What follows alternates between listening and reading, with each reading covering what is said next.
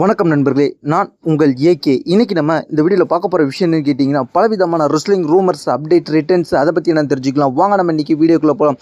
அதுக்கு முன்னாடி நீங்கள் நம்ம சேனலை சப்ஸ்கிரைப் பண்ணலைன்னா சப்ஸ்கிரைப் பண்ணி பக்கத்தில் வர பெல் ஐக்கனையும் ப்ரெஸ் பண்ணி வச்சிங்க. ஃபர்ஸ்ட் நம்ம பார்க்க போகிற விஷயம் கேட்டிங்கன்னா, டிராஃப்ட்டில் ஒரு பெரிய ரிட்டர்ன் நடக்கும்போது அந்த பெரிய ரிட்டர்ன் யார் என்னன்றது தெரிஞ்சுக்கலாம். அது யாருன்னு கேட்டிங்கன்னா, NXTலேருந்து வர போகிறாங்க. NXTயில் சமீபத்தில், அதாவது இந்த வாரம் நடைபெற்ற மேட்ச்சில் இருந்து ஒரு ரெஸ்லர் வந்து NXT விட்டு இப்போ விலகி இருக்காரு. அது யாருன்னு கேட்டிங்கன்னா, NXTயில் இந்த வாரம் மெயின் ஈவெண்ட் ஒரு ஸ்டீல் கேஜ் மேட்ச் நடந்துச்சு. அந்த மேட்ச் யார் யாருன்னு கேட்டிங்கன்னா, ட்ரிக் வில்லியம் வர்சஸ் கார்மெலோ ஹைஸ், இவங்க ரெண்டு பேருக்கு நடந்துச்சு. இந்த மேட்ச்சில் வந்து ட்ரிக் வில்லியம்ஸ் வின் பண்ணிடுவார்.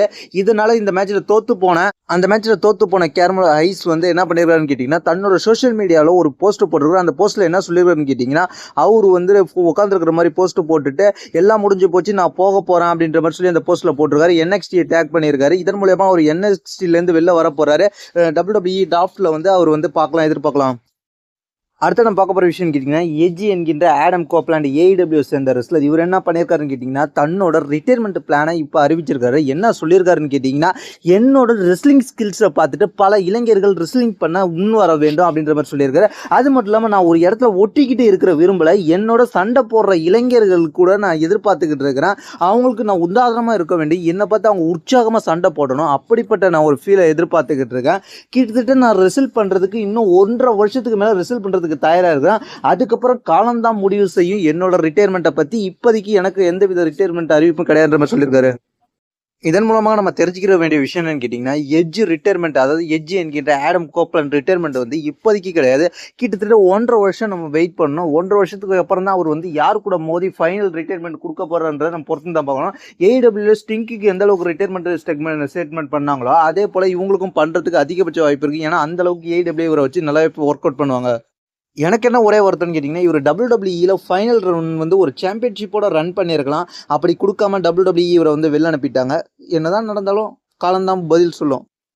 அடுத்து நம்ம பார்க்க போகிற விஷயம் கேட்டிங்கன்னா, ரீகா ரிப்ளேயோட ரிட்டர்ன் அடுத்து எப்போ இருக்க போகுதுன்ற தெரிஞ்சுக்கலாம். கிட்டத்தட்ட உமன்ஸ் டிவிஷனில் ஒரு ஸ்ட்ராங்கஸ்ட் ரெஸ்லராக இருந்தாங்க. கிட்டத்தட்ட 380 நாளைக்கு தன்னோட சாம்பியனருக்கு கொண்டு போயிட்டு இருந்தாங்க. ஒரு வருஷத்துக்கு மேலே ரீகா ரிப்ளேவை கூட ரெஸ்ல்மேனியாவில் பிக்கி லிஞ்ச் தோக்கடிப்பாங்கன்னு எதிர்பார்த்தோம். அந்த சம்பவம் கூட நடக்கலாம். ஆனால் ரீகா ரிப்ளே ரீட்டைன் பண்ணிட்டு போயிட்டு இருந்தாங்க. இப்படிப்பட்ட சூழ்நிலை ரீகா ரிப்ளேவுக்கு வந்து சமீபத்தில் ராவில் வந்து என்ன நடந்துச்சுன்னு கேட்டிங்கன்னா, லிவ் மோர்கன் ரிட்டர்ன் கொடுத்து அடிப்பாங்க. அதில் வந்து கையில் உள்ள முட்டியில் வந்து ஏற்பட்ட இன்ஜுரி ஆயிருக்கு. கிட்டத்தட்ட அதுக்கு 4லேருந்து 6 வாரம் ரெஸ்ட் எடுக்கணும்னு சொல்லியிருக்காங்க. 4லேருந்து 6 வாரம் ரெஸ்ட் எடுத்தாலும் அவரால் ரெஸ்ல் பண்ண முடியாது. கிட்டத்தட்ட ஒரு 3 மாதம் அவன் ரெஸ்ல் பண்ணுறதுக்கு. இதுக்கப்புறம் நம்ம ரீகா ரிப்ளே எப்போ பார்க்கலான்னு கேட்டிங்கன்னா, 3 மாதம் கழிச்சு தான் ஆக்ஷனில் இறங்குவாங்க. சம்மர் ஸ்லாம் ஸ்டோரி லைன் டயத்தில் ரீகா ரிப்ளே வரதுக்கு வாய்ப்பு இருக்குது. சம்மர் ஸ்லாம் டயத்தில் ரீகா ரிப்ளேக்கும் லிவ் மோர்கனுக்கும் ஒரு பெரிய மேட்சஸ் நடக்க வாய்ப்பு இருக்குது. சாம்பியன்ஷிப் மேட்ச் இல்லாட்டினாலும் ஒரு பெரிய மேட்சஸ் நடக்க வாய்ப்பு இருக்குது. கண்டிப்பாக ரீகா ரிப்ளே லிவ் மோர்கனை வச்சு செய்ய போகிறாங்க. அந்த மூமெண்ட்டை வந்து சம்மர் ஸ்லாமில் நம்ம எதிர்பார்க்கலாம். இப்போ நம்ம அடுத்த பார்க்க போகிற விஷயம் கேட்டிங்கன்னா, கோடி ரோட்ஸ் இனிமேல் இந்த இடத்துல தான் இருக்க போகிறாங்கன்ற மாதிரி இப்போ WWE கன்ஃபார்ம் பண்ணியிருக்காங்க. அது என்னன்றது தெரிஞ்சுக்கலாம். கோடி ரோட்ஸ் இத்தனை நாள் வரைக்கும் ராவா ஸ்மாக் டவுனான்றது நம்மளுக்கு கன்ஃபியூஸ் ஆகிருந்துச்சு. கோடி ரோட்ஸ் இந்த வாரம் ராவில் கூட நான் டெக்னிக்கலி ஸ்மாக் டவுன் ரெஸ்லர், ஆனால் ரா சைடும் வரும் அப்படின்ற மாதிரி சொல்லியிருந்தாரு. ஆனால் இப்போ WWE வந்து அஃபிஷியலாக கோடி ரோட்ஸோட பிளேஸை கன்ஃபார்ம் பண்ணிட்டாங்க. கோடி ரோட்ஸோட பிளேஸ் என்னன்னு கேட்டிங்கன்னா, இவர் தான் ஸ்மாக் டவுன், இனிமேல்ட்டு இவர் தான் ஸ்மாக் டவுனில் தான் இருக்க போகிறன்ற மாதிரி மூவ் பண்ணி விட்டுருக்காங்க. கோடி ரோட்ஸ் ஸ்மாக் டவுனுக்கு மூவ் பண்ணது மட்டும் இல்லாமல் WWE இன்னொரு விஷயத்தை கன்ஃபார்ம் பண்ணியிருக்காங்க. கோடி ரோட்ஸ் தான் WWE சாம்பியன், கோடி ரோட்ஸ் தான் யூனிவர்சல் சாம்பியன். 2 சாம்பியன்ஸ் தான் கோடி ரோட்ஸ் ஒரு சாம்பியனாக வச்சிருக்காரு அப்படின்ற மாதிரி இப்போ கன்ஃபார்ம் பண்ணிட்டாங்க. இந்த பிக்சரை பார்த்தாலே உங்களுக்கே அது புரிஞ்சிருக்கும். அதுக்கப்புறம் நம்ம பார்க்க போகிற விஷயம் கேட்டிங்கன்னா, இந்த வாரம் NXT மெயின் ஈவெண்ட் முடிஞ்சதுக்கப்புறம் என்ன நடந்துச்சுன்னு கேட்டிங்கன்னா, NXT மெயின் ஈவெண்ட்டில் வந்து கார்மெலோ ஹைஸ் வர்சஸ் ட்ரிக் வில்லியம்ஸ் இவங்களுக்குள்ள மேட்ச் நடந்துச்சு. இந்த மேட்ச்சில் வந்து ட்ரிக் வில்லியம்ஸ் வின் பண்ணிட்டாரு. அதுக்கப்புறம் கார்மெலோ ஹைஸ் இருப்பார். அவருக்கு ஆடியன்ஸ்லாம் எழுந்து நின்று கை தட்டி தேங்க்யூ கார்மெலோ ஹைஸ் அப்படின்ற மாதிரி சொல்லுவாங்க. தேங்க்யூ சொல்லி அவரை வழி அனுப்பி வைப்பாங்க. அடுத்து நம்ம பார்க்க போகிற விஷயம் கேட்டிங்கன்னா, ஸ்மாக் டவுன் டேக் டீம் சாம்பியனாக இருக்கக்கூடிய கிரேசன் மோலர் அண்ட் அஸ்டின் தெரி, இவங்க 2 பேரும் ரெஸ்ல்மேனியா முடிஞ்சு கிட்டத்தட்ட 2 வாரமாக வரவே இல்லை. அவங்க ஏன் வரலன்றது காரணம் இப்போ ரிவ்யூவில் இருக்குது. இவங்க வந்து இனிமேல்ட்டு பார்ட் டைம் சாம்பியனாக தான் இருப்பாங்க, பார்ட் டைம் ரெஸ்லர் தான் இருக்க போகிறாங்க. இவங்க அதிகமாக வரமாட்டாங்க ஸ்மாக் டவுனுக்கு, எப்போயாவது தான் வர போகிறாங்கன்ற மாதிரி இப்போ ரிவ்யூவில் இருக்குது. WWE இந்த கிரேசன் மோலர் அஸ்டின் தெரிக்கு என்ன மாதிரியான பிளான் பண்ணியிருக்காங்கன்னு வரைக்கும் அப்டேட் வரல. பொறுத்து தான் பார்க்கணும் இவங்க என்ன மாதிரியான பிளானை கொண்டு போகிறாங்கன்னு. ஆனால் பார்ட் டைம் சாம்பியனாக வச்சு தான் செய்ய போகிறாங்க. அடுத்து நம்ம பார்க்க போகிற விஷயம் இருக்கீங்க டபிள்யூடபிள்யூஇல ராண்டா ரவுசி ரொம்ப நாளாக ரிசல்ட் பண்ணாமே வச்சுருந்தாங்க. ராண்டா ரவுசி ரிசல்ட் பண்ணலாம் டபிள்யூடபிள்யூஇ வச்சுருந்தாங்க, சம்பளத்தை கொடுத்துக்கிட்டே இருந்தாங்க. இப்படிப்பட்ட சூழ்நிலை ராண்டா ரவுசியை இப்போ டபிள்யூடபிள்யூஇ வந்து சமீபத்தில் கொடுத்த இன்டர்வியூ மூலமாக ரொம்பவே ஷாக்கிங் ஆகி டபிள்யூடபிள்யூஇ ராண்டா ரவுசியை ரிமூவ் பண்ணி விட்டுட்டாங்க. என்ன நடந்துச்சு கேட்டிங்கன்னா, ராண்டா ரவுசி டபிள்யூடபிள்யூஇ ரியல் ஃபைட்டு கிடையாதுன்னு சொல்லி ஒரு இன்டர்வியூவில் சொல்லியிருப்பாங்க. சமீபத்தில் தான் ஒரு 2 நாளைக்கு முன்னாடி அந்த நியூஸ் வந்துச்சு. இப்போ அந்த விஷயம் கேட்ட டபிள்யூடபிள்யூஇ என்ன பண்ணியிருப்பாங்கன்னு கேட்டிங்கன்னா, ராண்டா ரவுசியை டபிள்யூடபிள்யூஇயை விட்டு மொத்தமாக காலி பண்ணிட்டாங்க. இந்த விஷயத்தை யாருக்கும் எந்தவித சைலன்ஸாவே மூவ் பண்ணியிருக்கிறாங்க.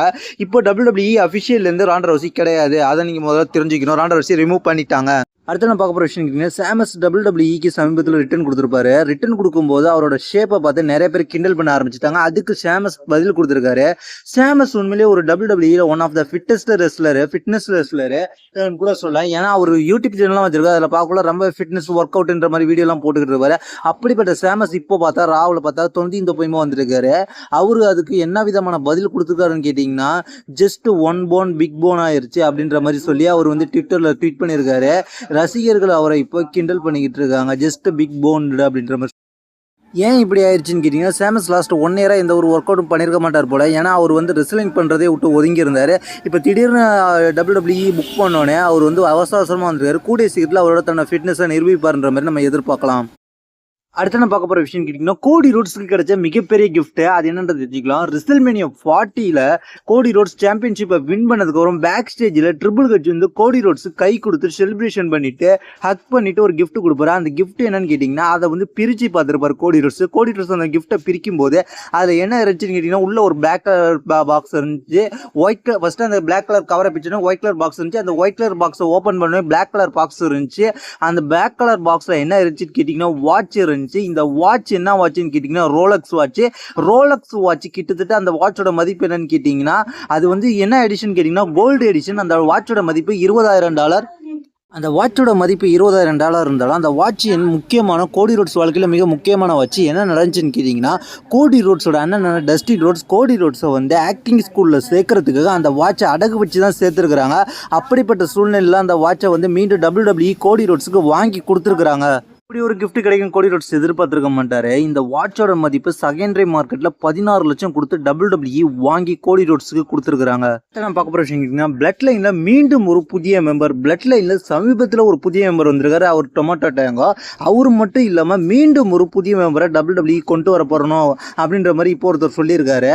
அவர் யாருன்னு கேட்டிங்கன்னா, ஜிம் ரோஸ் தான். ஜிம் ரோஸ் என்ன சொல்லியிருக்காருன்னு கேட்டிங்கன்னா, இந்த சமயத்தில் டபிள்யூடபிள்யூஇல டொமேட்டோ டேங்கோ கொண்டு வந்தது சரி தான், அதே போல் இன்னொருத்தரையும் கொண்டு வரணும். அவர் யாருன்னு கேட்டிங்கன்னா, ஜோசப் ஃபேக்டோ அப்படின்னு சொல்லக்கூடிய ஒரு ரெஸ்லர் தான். இவர் யாருன்னு கேட்டிங்கன்னா, இவர் அனாய் ஃபேமிலியை சேர்ந்த ஒரு ஜோசப் ஃபேக்டோ. இவர் வந்து MLW அதாவது மல்டி லீக் ரெஸ்லிங் கம்பெனியில் வந்து கிட்டத்தட்ட 891 நாள் லாங்கஸ்ட் சாம்பியனாக இருந்திருக்கிறாரு.